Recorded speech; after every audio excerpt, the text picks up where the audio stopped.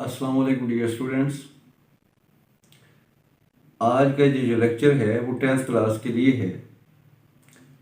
ہم 10th class کی text book حضرت محمد صلی اللہ علیہ وسلم این امباڈیمنٹ آف جسٹس اس کی انگلش سے اردو ٹرانسلیشن کریں گے اور امید ہے کہ آپ اس ویڈیو کو دیکھیں گے.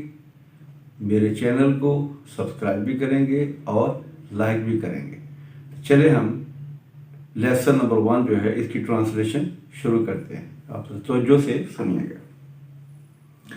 حضرت محمد صلی اللہ علیہ وسلم life is a perfect model and example for the people who want to attain goodness, piety and success in their individual as well as social life. حضرت محمد صلی اللہ علیہ وسلم کی زندگی ان لوگوں کے لیے جو اپنی انفرادی اور سماجی زندگی میں اچھائی، پاک بازی اور کامیابی حاصل کرنا چاہتے ہیں ایک مکمل نمونہ ہے. People can seek light from the message and guidance from his life to achieve perfection in the moral, spiritual and social areas of life. لوگ ان کے پیغام سے ہدایت حاصل کر سکتے ہیں اور ان کی زندگی سے اخلاقی، روحانی اور سماجی شعبہ زندگی میں تکمیل حاصل کر سکتے ہیں.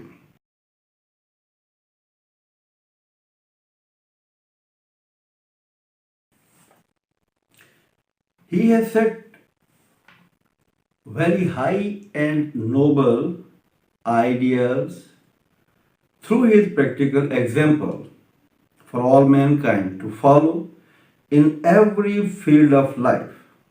انہوں نے تمام انسانیت کے لیے تمام شعبہ زندگی میں پیروی کرنے کے لیے اپنی عملی زندگی کے ذریعے سے بہت اعلیٰ اور اچھی مثال قائم کی ہے. حضرت محمد صلی اللہ علیہ وسلم پریکٹیکلی پرووڈ. حضرت محمد صلی اللہ علیہ وسلم نے عملی طور پر ثابت کیا that no one could be more just and equitable than the Rasul of Allah Almighty. حضرت محمد صلی اللہ علیہ وسلم نے اپنی عملی زندگی سے ثابت کیا کہ اللہ کے رسول سے بڑھ کر کوئی بھی منصف اور مساوات کرنے والا نہیں ہو سکتا. As a young trader, he earned the good reputation of being an honest, fair and just businessman. As a young trader, بطور ایک جوان تاجر کے he earned the good reputation.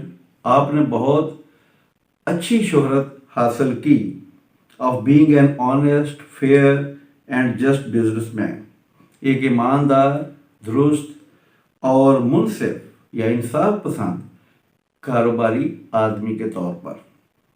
He always had fair and just dealings with all people. تو آپ نے ہمیشہ تمام لوگوں کے ساتھ جائز یا درست اور منصفانہ لین دین کیا. When the Kaaba was being constructed, جب کعبہ کی تعمیر کی جا رہی تھی, there arose a dispute among the people. لوگوں کے درمیان ایک جھگڑا اٹھ کھڑا ہوا regarding the black stone, حجر اسود کے متعلق. He advised the most equitable plan for the setting of the black stone. تو آپ نے حجر اسود کو رکھنے کا سب سے زیادہ مساویانہ منصوبہ پیش کیا یا مساوات پر مبنی منصوبہ پیش کیا. This pleased everybody. اس نے ہر کسی کو خوش کر دیا and saved them from a tribal conflict. اور انہیں قبائلی کشمکش سے، لڑائی جھگڑے سے بچایا. یہ ابھی ہم نے 2 پیراگراف کی ٹرانسلیشن کی ہے. تو اب میں تھوڑا سا آپ کو اس میں بتاتا ہوں کہ اگر آپ لیسن کو پڑھتے ہوئے ڈیفیکلٹ ورڈ جو ہیں ان کو تھوڑا سا دیکھ لیں، سمجھ لیا کریں، اور کوشش کیا کریں کہ کسی بھی سینٹینس میں ورب کو تلاش کیا کریں کہ ورب کے طرح یہ جو ورب ہوتا ہے سبجیکٹ کے فوراً بعد آتا ہے، اگر ہمیں ورب کا پتہ چل جائے، اس کی فارم کا پتہ چل جائے تو پھر ٹرانسلیشن ہمارے لیے کرنی اور آسان ہو جاتی ہے۔